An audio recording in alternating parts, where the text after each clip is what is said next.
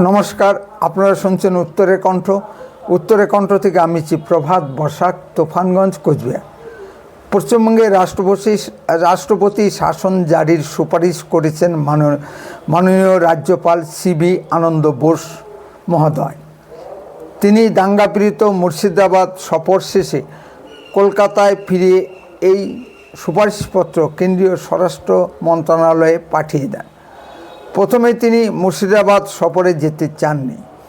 মাননীয় মুখ্যমন্ত্রী মমতা ব্যানার্জি বারবার মাননীয় রাজ্যপালকে মুর্শিদাবাদ সফরে যেতে বাধা দিয়েছেন, কিন্তু প্রচণ্ড সমালোচনার মুখে পড়ে মাননীয় রাজ্যপাল মহোদয় মুর্শিদাবাদ সফরে যেতে বাধ্য হন। এটা তার সাংবিধানিক দায়িত্ব।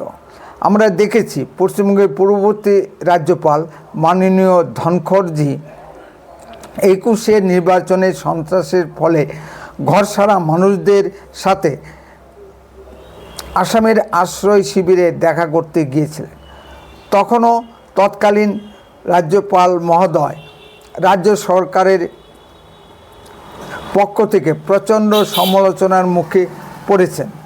তৃণমূলের তরফ থেকে রাজ্যপালকে ঘোড়ার পাল বলে ব্যঙ্গ করা হয়েছে।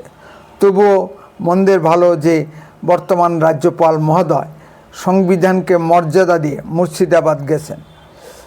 সংবাদপত্রে যে রিপোর্ট বেরিয়েছে তাতে দেখা যাচ্ছে মাননীয় রাজ্যপাল কেন্দ্রীয় সরকারের নিকট 3টি সুপারিশ করেছেন। 1. প্রয়োজন হলে পশ্চিমবঙ্গে রাষ্ট্রপতি শাসন জারি করা যেতে পারে। 2.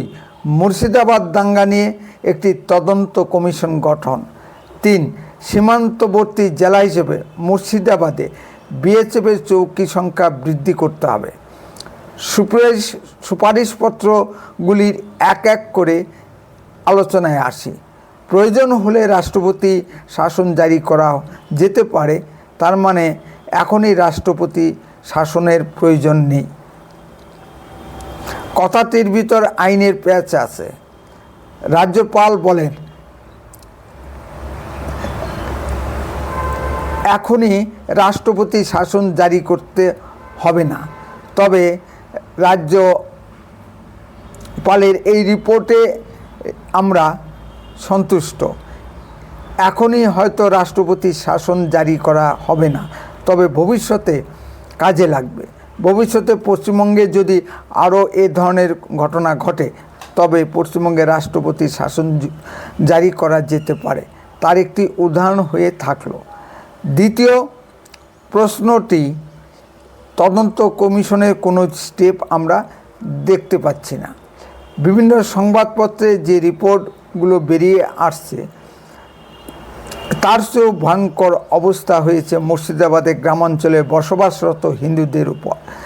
এই দাঙ্গার বিষয়টি বিভিন্ন আন্তর্জাতিক মিডিয়ার ফোকাসে এসেছে।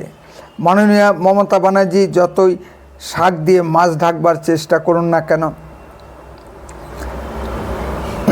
মমতা ব্যানার্জির সরকারের দুর্বলতা ও একপেশে মনোভাব ছিলই,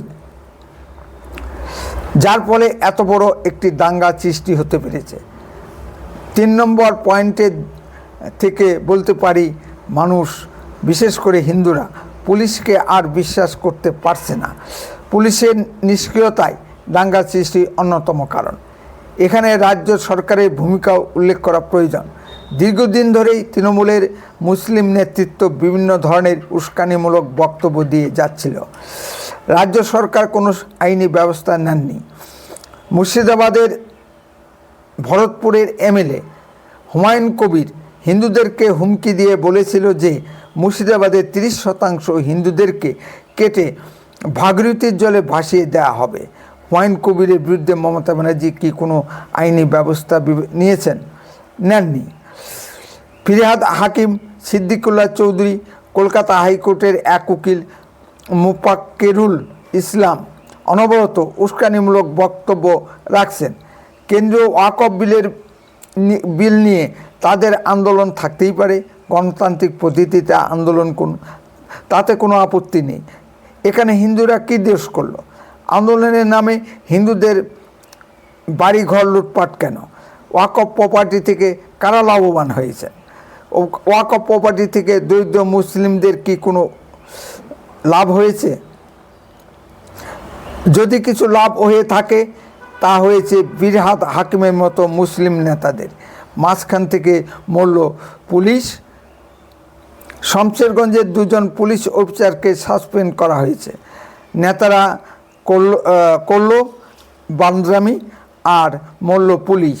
আগামী দিনে পুলিশের আরও বিপদ ঘনিয়ে আসছে। রাজ্যে যদি পট পরিবর্তন হয়ে যায়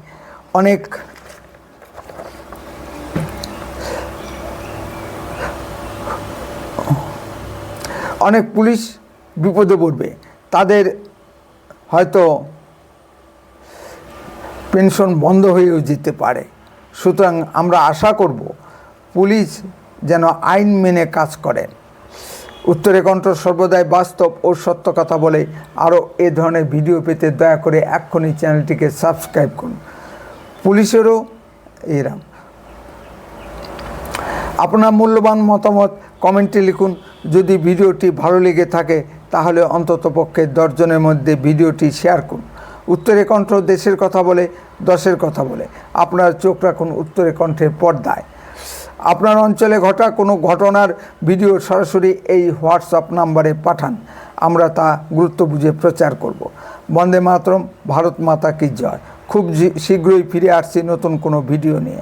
সুস্থ থাকুন, ভালো থাকুন। এই মাঝখানে